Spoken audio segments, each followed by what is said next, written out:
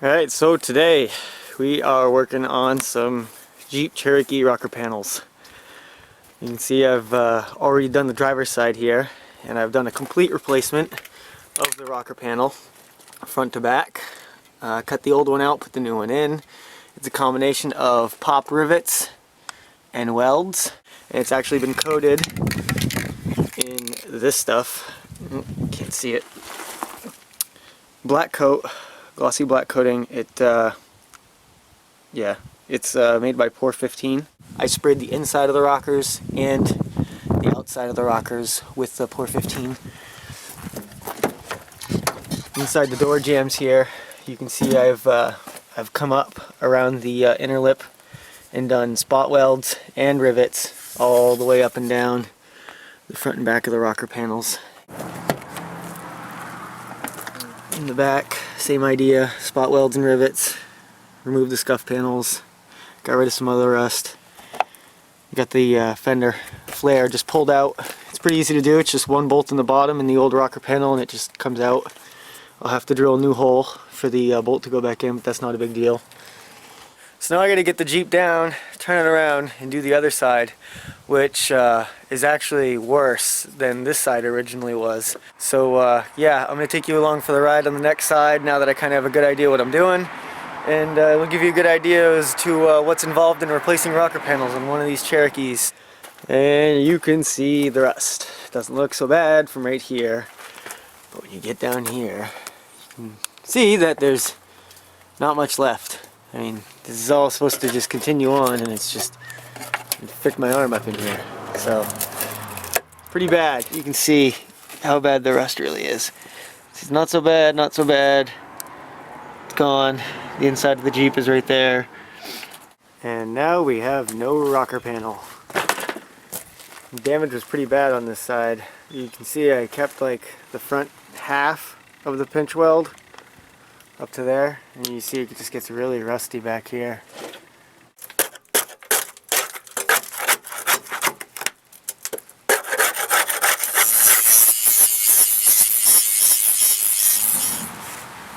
I am starting to work on this rocker panel, trying to make it fit. I had to trim the back side a little bit, and I still have to trim a little bit out of here, and I got the front trimmed up. But it sits pretty good. You know, just like that, basically. But first, before I do any of that, I'll probably spray some of this Pour 15 on the back side here, so when I put my plate up against it, this is already painted and done. Now this next part really only applies if your pinch weld is completely gone like mine is, and what I've basically done is taken the piece and I notched a little piece out right here because there's a big bolt thing right here. It might just be out of the screen, but basically what this is going to do now is I'm going to pop rivet it in. And I'm going to pop rivet it, not weld it, because right on the other side of this is carpet. So I'm just going to drill small holes and pop rivet this thing into place because I don't want to start any fires. And then once that's all into place, I'll actually weld this seam right down through here. And you probably can't see, but this thing isn't quite long enough to go all the way to the back. Right here. It stops right here, so I got to continue another piece that's probably a foot to 18 inches long between here and here. Okay, so took a little break, but we're back at it again. And the reason I took a break is because I painted, or Pour 15 I should say, everything on the inside of the rocker panel after cleaning it up. And I went ahead and welded in a new piece of steel there on the back side, but you can see daylight through it. So that means it's really, really thin. You see it right there too. So I guess I'm going to put a little body filler in there. I really wanted to avoid using body filler on any of this, but I guess I'll use a little bit there. Alright, so I've gone ahead and started to put on my inner seam here, the inner part of the lip, that pinch weld if you will. And what we're doing here is drilling a series of holes and pop riveting this thing on. And you can actually see I've already got some of the rivets on here, there and there. And you can see all the holes, and you can see this big square thing that I actually had to dodge with the piece of metal to get in there. So I got, you know, basically this one part up. I still have to do this whole piece back here, but I'm going to show you basically how these pop rivets work. But that's all they are, is like a little stud with this little, you know, barb on the end of it. It loads in just like this, and it pulls and expands that little barb through that piece of steel. It's kind of hard to see on camera, but you can see it kind of squishing. Now what that does is makes it so it's kind of squished on one end, and it kind of pulls itself together, and this basically doesn't come apart. Here's how they work. I'm going to go for this hole right here. But you just basically put the rivet gun right in there, squeeze the handle, and you usually have to do it twice, and then boom. And what you get out is this little guy. This is all that's left, is that little stud. Tons of rivets. But I think it's held in there really good. You can see I welded that seam, and back here I welded that one. It's not one continuous piece of metal because I didn't have a piece of metal that long. So you make do with what you got. So as you can see, we're losing daylight fast, and it's getting really cold really quickly. So much so that I can't dry my body filler without the use of a hair dryer. It's starting to dry up pretty good now.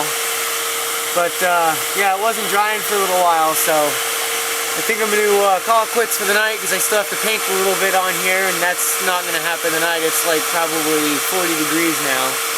So we'll be out here tomorrow morning doing it again. Alright, so I think we're ready to go with this rocker panel. I got everything finished off on the inside, painted, and pretty much shaped exactly the way I want it. And this thing fits perfectly. So it seems like a good time to try to put it on. And we'll set a pop rivet in this one.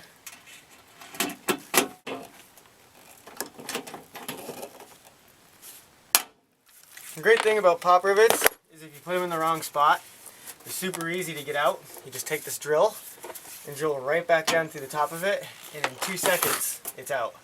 So now we're going to go through and basically line up the rest of the whole rocker panel and do a couple rivets up front, a couple in the back, do a couple on this bottom weld, make sure all the body lines are straight, hammer anything into place that I need to, and then yeah, go crazy with the rivets.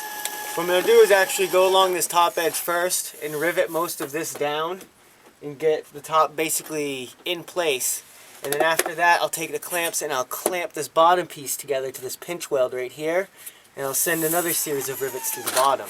And that should basically make the whole thing fit nice and snug against the body of the Jeep.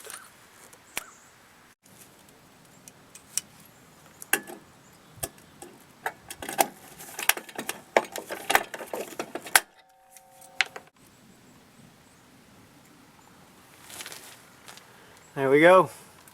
New rocker panels on the Jeep. Oh, let's see if we can see anything from the back side here. And you can see all my rivets coming through, and all of this section that you're looking at here on the back is all that pinch weld stuff that I installed. You can see all the dent marks from me bending it all the way up till there. That's where the original body line starts. So that's only like, I don't know, 2 feet long, and then I replaced like 4 feet of it. So yeah, a lot of work here on this side.